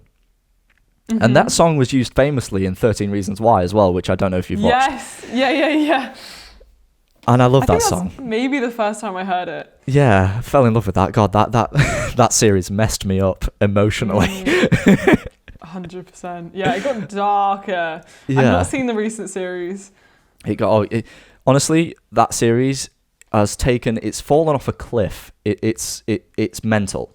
Like I don't even want to talk about it. It's ridiculous. I'll probably address it at some point later down the line, but it's just a mental TV program. They masquerade as trying to create a conversation nowadays, and it's not about that at all. It's all about shock. It's all about glorification of it. Yeah, there's some horrible scenes in that show that don't start conversations. Mm-hmm. It's ridiculous. Yeah, I agree. Season 1's okay because it's based very much heavily on the book, but there are no books past season 1. They're making the show. Oh, that makes a lot of sense. So, I was going to say, season 1 is really good. Yeah, honestly, I'm not going to be able to do justice about the criticisms of 13 Reasons Why. There's plenty of YouTube videos that go into better detail and people who've researched it way more than I have. But it's pretty shocking. But anyway, you've been learning how to play the ukulele, which I think is absolutely amazing. And learning a song for the first time is, on an instrument is such a journey, and it's a learning journey. It's, finding out what you're good at and improving and gradually getting better and seeing changes. Have you been enjoying it? How has it been? You know? I mean, do you know what? I have never been musical. I've never learned an instrument. Like as a kid, your parents sort of force you to do piano or something. Yeah. I never had that. So I've never learned anything. And yeah, I just sort of was sat with myself in lockdown and I was like, how is it you've lived 20 years, Jade, and you've not even tried an instrument? Like, it's a bit, I don't know, it's just a bit meh. Like, maybe give it a go. Do you not think you've done enough in your life? It's like I don't know. I was like, I'll just, pick up a new skill. And I wanted to do it really chilled, like not a lot of pressure on it. And ukulele, I feel like just fits with my vibe. I've seen a lot of people self-learn it online. It just seemed like a fun instrument to give a go. Yeah, so I ordered one online. I think I spent literally like 2 weeks procrastinating, doing all this research, like what is the best ukulele and like which one should I get? Because I knew nothing. Like I didn't know what a good brand for ukulele was. I literally knew nothing. Yeah. I eventually bought. Here we go. This one, and it's beautiful. Oh, that is nice actually. Oh, Look at it. It's absolutely gorgeous. Yeah, but I've been really enjoying it. Definitely, it is like steep learning curve. Even just like all the fingers and pressing them down. It is. Frets. I didn't even know what a fret was. Now you do, but it is a learning curve, isn't it? Learning how to, it really is. Make chords and stay in time and make harmonies and things like that. It's a learning curve. It feels easy for me now because obviously I've done it for nearly like 10 years. You're like, come on, Jade, it's easy. This is why, because it doesn't matter that I can play it, because I've done it for 10 years. This is why I wanted to talk to you about it and see how you're progressing with it. Because as someone who has never played an instrument before, it shows that it is never too late to pick it up. And it is never too late to try something new. And I just thought it might be fun to see how you're currently getting on with it, because you've been documenting your experience and it's been gradually improving for the last few months. And I just thought it might be interesting for you to show me, as someone who is more experienced, how you've been getting on. And whether you've had any breakthroughs in terms of, are you happy to give me a little rendition of The Night We Met, just the first few bits, the iconic sure. riff, as it were. Okay. and just It's see. really not. It's really There's not that professional. There's Do you no know what, pressure. There's this one. Okay, so I'll show you. There's this one bit we have to go from here. My finger's here. To my fingers all the way down there. That's just not easy in like one move. So that's the It's bit not. that just catches me out in every single time. But we'll give it a go. Okay. Take it away.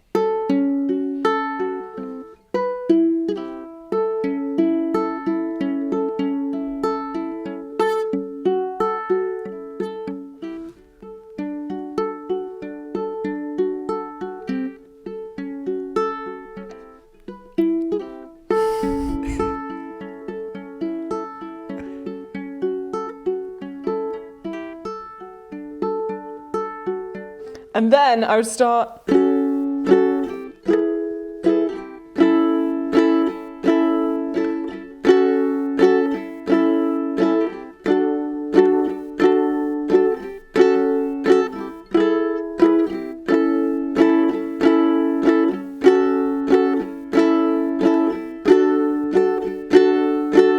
Yay!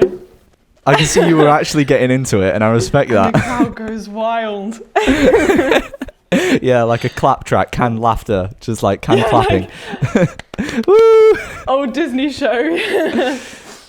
That looks really good, though. Yeah. I'm impressed because I can tell you have Thanks. actually improved, and you do enjoy it, and I can tell you enjoy it. Do you know what? It's a bit of fun. Like I think the great thing about ukulele is it's sort of like, I feel like it's a messy instrument. You know, it's just chordal, right? Like, Yeah. if you just play chords a lot of the time, you don't even know what song it is. Like, you require the people around you to get involved and sing it.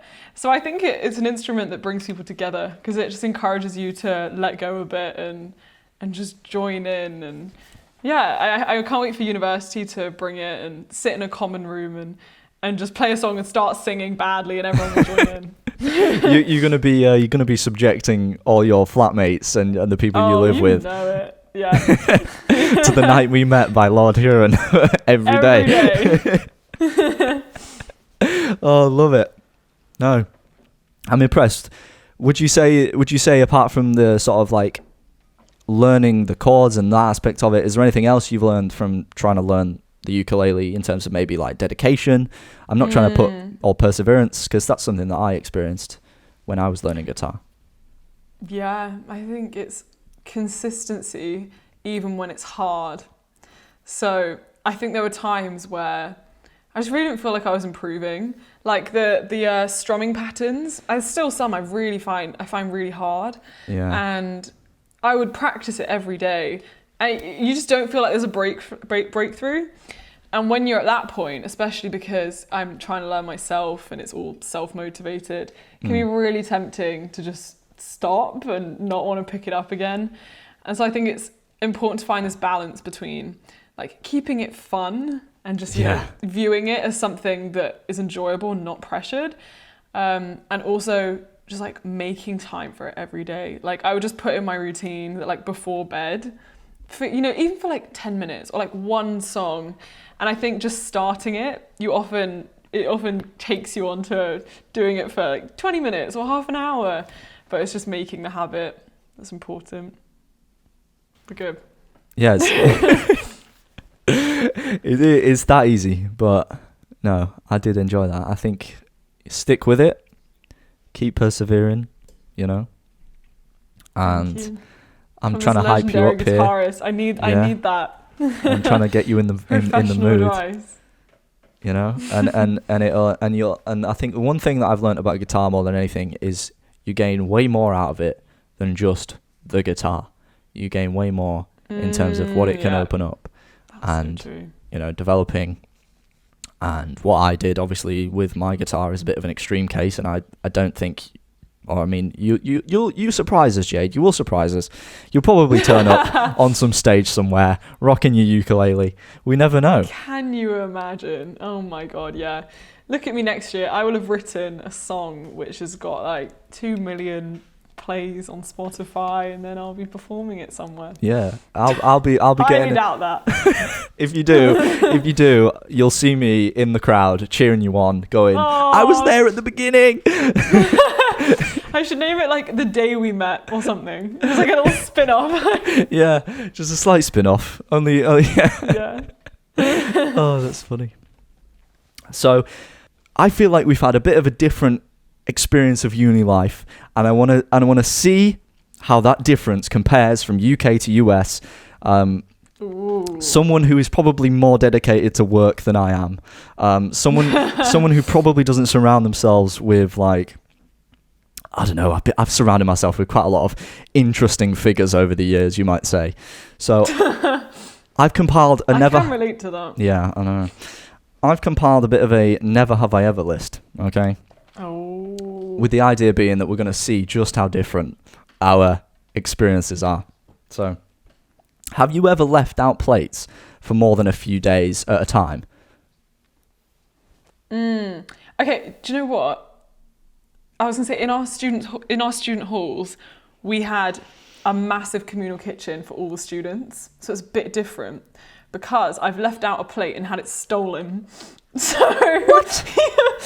Yeah, I don't know if that counts. So after a while, it was actually very good motivation to clean your stuff up because people would steal it. Yeah. So I guess if that's a different uni experience, then Just a bit. There you go. I forgot to mention as well, by the way, if you can guess any of these that you think either I've done or you think I've experienced it or seen someone do it, you get extra points in the ethereal, non-existent point system that is possibly somehow appearing on a screen. Oh, I see it. Right there.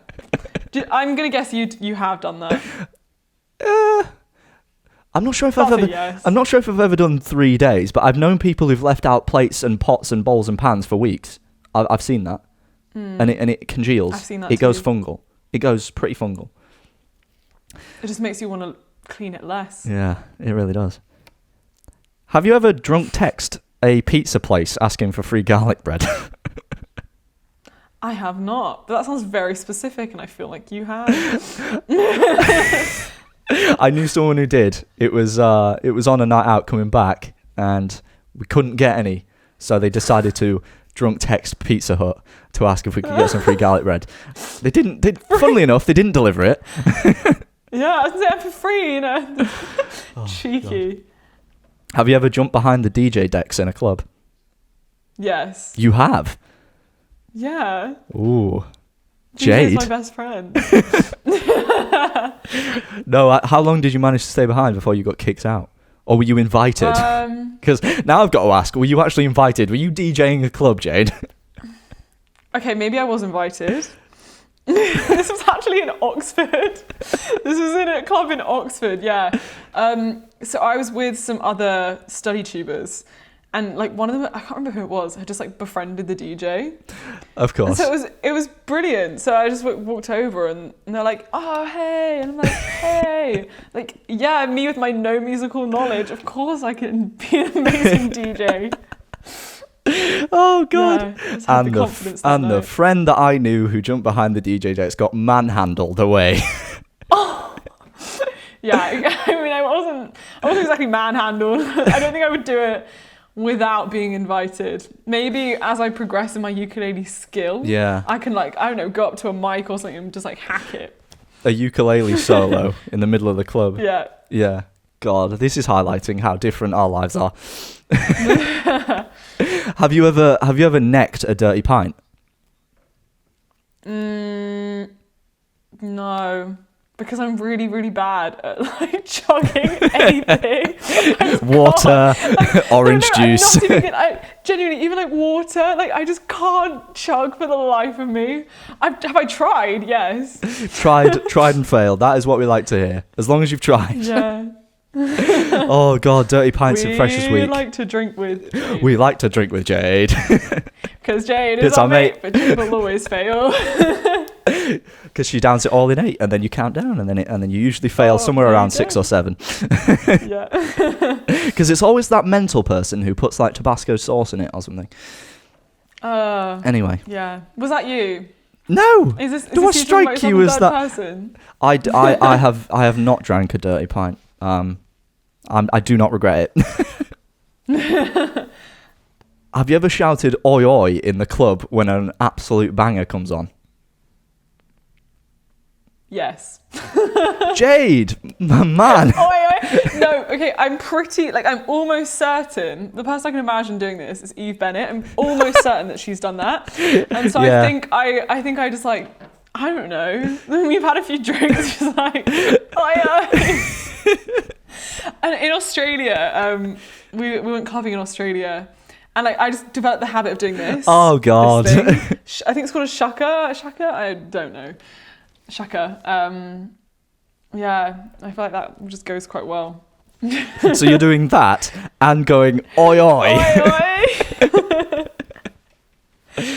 Oh, there we go. I have shouted oi, oi in the club. Oh, come on. You're here berating me for doing this. Who are you? Yeah, who are you? I don't even know you anymore. Oh, God. Have you ever gone shopping in PJs? No. Is that where you draw the line? Would never. Will never. No, I'm kidding. I know. I think it's just because I've got this like habit of, Jade, literally get yourself out of bed and like get changed immediately, because otherwise I'll just stay in bed all day. I'm exactly the same. Yeah, like that's just like one habit. It's like non-negotiable, I guess. We're getting the garden done. Funny tangent. We're getting the garden done. So there's like builders in the garden. I can't even bring myself to be downstairs in PJs in fear that they will see me in PJs. I mean, I've got nothing against PJs. I've been, how many people online have seen me in my PJs? Many. But yeah, not been shopping yet. Have you ever taken over the aux cord at a Prees because you claim that the person's music is shit, to put it lightly?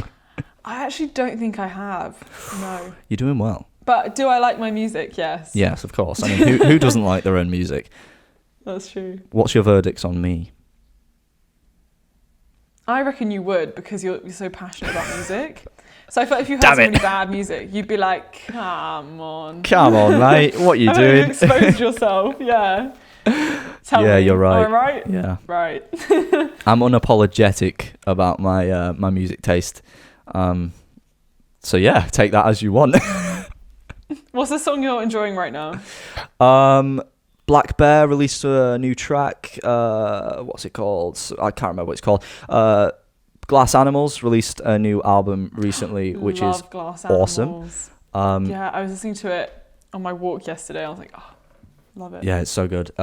Literally today or yesterday. I mean, when this podcast comes out, this will be fake news. This is old news. Yeah, but The Killers just released a new album today or yesterday, which is awesome. I've been listening to most of the music on that album already, so it's come out and I'm like, I've heard it. Yeah. But anyway, let's move on. Have you ever boasted about being £1,000 into an overdraft? Oh God, no, I have not. Have you? No. But do you know why? That sounds just tragic. Yeah. That is actually a trend at UK though. In the UK, it's like what to boast about it. I mean, I can actually see that. It's like, it's so bad. Let's just laugh about it because it makes it better. I live with so many people who wore it like a badge of honour that they were £1,000 into their overdraft. Wow. That would stress me out. Absolutely not. I'm not the best at budgeting. Like, I try my best, but there have definitely been moments where I'm like, I don't even know what I was ended up eating at uni. Just like a tin of sweet corn, and I'm like, there's dinner. Bon appetit. Yeah, but no, that would stress me out. Yeah, I couldn't do that either because that just stresses me out too much too. Hope that never happens. Have you ever bought food with the express purpose of throwing it at someone? Oh, no, I haven't. What a waste of food. I know. I'm not going to do that with my money. I know. It's mental. Why? I'm really intrigued what food you had in mind. Assuming you've done this, which is a very specific question. I'm not going to give it away yet, Jade. Oh. I'm going to tease you with it's like a tin of something, then you can still open it and eat the food after. It's like maximum impact. What, throwing a full tin? What, are you trying to lamp someone? I know, I was going to say, what's the context behind needing to throw this at someone? Is it like self-defense? I'd hope it's not self-defense. So, as I mentioned, that shocked you so earlier before, we have university cleaners, okay? And every week there is a day when they come and clean. Now, it became some sort of tradition. So you threw food at them? No. No. I love it how I love it how your mind went there. Like, you chuck food at them? going? It's like, no. No, it became a tradition that the night before the big clean, a couple of lads in my flat would chuck around food at each other, like pasta and, you know, anything that they could get hold of. Sometimes it was cereal, you know, couple of shreddies, you know. Okay, yeah. No, I mean, yeah, and they do that the night before, and sometimes they clean it up, and sometimes they wouldn't, and yeah. Shocking. Wait, so you would have like dedicated shreddies that are like, this is my throwing food? No, they would like, nick. Open the throwing cupboard? No, there was no throwing cupboard. They would just nick people's food. Sometimes it was their own food. Shocking. Yeah, shocking. I can't believe that I lived with those people. Joke. This one is one that it's very close to me. Have you ever been in a library and been opening a packet of crisps and wanting the earth just to swallow you whole? Oh, 100%. 100%. I was in an SF public library, and you know what, I don't even think you're allowed to eat in SF public libraries. I think I'm exposing myself, but everyone eats in there anyway. And yeah, just opening anything, it's just tragic, especially when you're not really allowed to eat, but like everyone does. They're like, oh my god, hide this. I was doing it in the uni library at York, and I had trying to open those crisps. The death stares. Just looking around at everyone. Just like, I know. Please, I'm sorry. Oh dear. Okay, this one. Have you ever smashed a cheesy chips and gravy after a long sesh? Oh, I mean, cheesy chips, I'm vegan now, so I'm like, oh, just less accessible. But if they ever made a vegan cheese readily available after a night out, you know I'd be copping that. I mean, the other alternative... Yes. I mean, the alternative was kebab, and I was like, that's probably not going to be... Okay, I've been on kebab runs with people. I just don't get the kebab. Jade, missing out on the kebab. Oh. But no, yeah, smashing the cheesy chips, that is like the rite of passage in the north of the UK. Like cheesy chips and gravy after a night out. Yeah. And you're not... If there was an alternative, that's what you'd go for, yeah? Yeah, 100%. See, another moment where I just feel left out. Oh. Yeah. I mean, unless it's Mackey's or some sort of alternative. I mean, there's some sort of vegan alternative maybe at Mackey's. I'm not going to lie, I haven't been to McDonald's in a long time, so I'm like, I don't really know. But if there was, yes. But if there was, yes. And this is probably the last few now, so we're getting close to the wire here. The point system's just gone completely out of the window. I think I'm winning. Yeah, probably. Not that it was a competition, but... When you smell someone else cooking, do you consider stealing it? Oh, yes. Not like stealing as in trying it. Like I'll go over and be you've found a caveat there. You found a loophole. You finessed that. No, I wouldn't be like, you're cooking food, let me steal your pan. But yeah, definitely you've got to try other people's food, and then it's like a partnership because then they can try your food. Yeah. And especially like at my uni, I realised that like normal food, like what you think of like as like an easy meal, for example, is so different in different cultures. Like, you know, an easy meal, like, I don't know, I have some of my Kenyan friends that are making like chapatis, and like I have like some of my Asian friends with like their big rice cookers, me with like crappy pasta, and it's just so different. They're just looking at you like, try something new, Jade. Yeah, I know. It's like, come on. Last one, here we go. Have you ever made a meal with some or most of the ingredients out of date? Oh, yes, 100%. Did it taste good? When I live to tell the tales, that's what matters. You are still here, to be fair. Yeah, I would always go to the farmer's market to get like fruit and veg. This was cheaper. And because I bought them often in bulk, I'd end up with like, I don't know, just like manky onions that have gone out of date and like a congealing courgette or something. I'm like, Jade, let's chop it up. It's time to sort life out. Just the broccoli graveyard, just in the. Yeah, it worked. Well, there we are. Thank you very much for taking part in that little segment game. Completely original, I enjoyed it. But I tried to come up with stuff. I feel like stuff. I've learned a lot about you. Yeah. That's what the main aim of that was, to just find out a bit about each other in some of the more relaxed and nuanced elements of our lives, making it a bit less serious, you know. Yeah, love it. But yeah, thank you so much for that. It was good fun. I enjoyed it. We've learned a little bit. About each other. But yeah, that's pretty much it. We have got to the end of quite a successful and quite a long episode of episode 9. It's been a hell of a lot of fun talking to you. I hope you've had a good time. I've loved it. Thank you. Good. Thanks for having me on. No, thank you for being on, because it's been so much fun. Learn a hell of a lot. Hopefully you'll be checking out the highlights on YouTube across the week. There'll be plenty of what we've been talking about on there, as well as on Spotify, Apple Music, and Google Podcast. You can check all that out. And look forward to being joined next week with the next guest and seeing what we get up to then. So thank you very much for checking it out. See ya.